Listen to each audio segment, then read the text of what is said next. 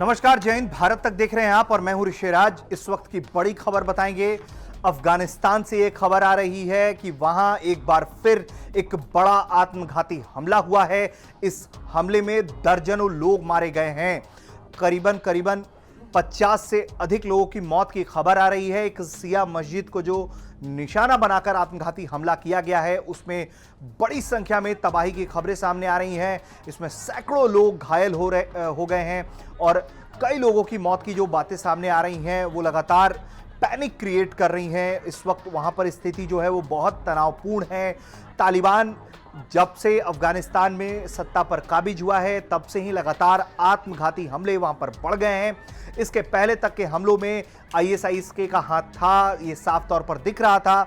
हाल ही में इसी के खिलाफ तालिबानियों ने कार्रवाई करते हुए जो है वो आईएसआईएस के लोगों को धरना पकड़ना शुरू किया, उनके ठिकानों पर हमले करने शुरू किए। लेकिन कुल मिलाकर जो तस्वीर बन रही है अभी वो इस वक्त ये है कि तालिबान के आगे आईएसआईएस के एक बड़ा पोटेंशियल चुनौती पेश कर रहा है और लगातार आम आदमी की जान इन धमाकों में जा रही है। दो धड़ों के बीच जो सत्ता संघर्ष है या फिर आईएसआईएस के का जो अपना आइडियोलॉजी है और जो तालिबान का जो अपना आइडियोलॉजी है, आपस में उसके टकराव को लेकर जो है अब आम जनता को कीमत भुगतना पड़ रहा है और बड़ी मात्रा में लोगों की जान जा रही है। ये बहुत चिंता का विषय है।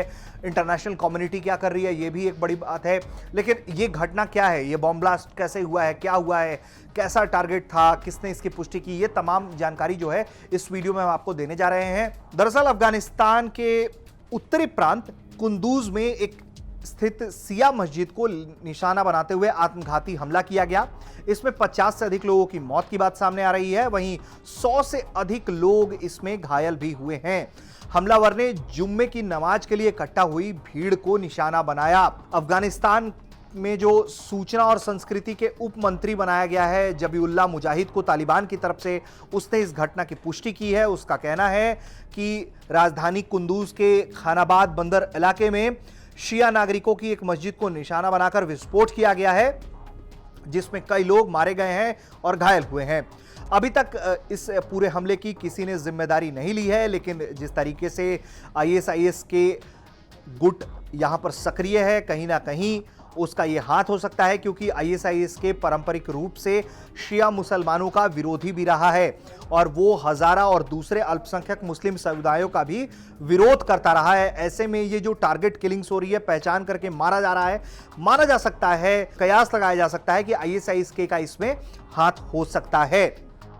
सबसे बड़ी बात है कि यहां जब नमाज के लिए लोग इकट्ठा हुए तो उस वक्त जो संख्या थी वो 300 से अधिक लोग थी और उसके बीच अगर एक बम फटता है उस भीड़ के बीच में, तो आप समझ सकते हैं कि जो तबाही का मंजर है वो कितना बड़ा हो सकता है, नुकसान का जो लेवल है वो कितना बड़ा हो सकता है। और तमाम लोगों को अस्पताल ले जाया गया है, उनका इलाज चल रहा है। वहाँ भी कई लोगों की स्थिति गंभीर बनी हुई है।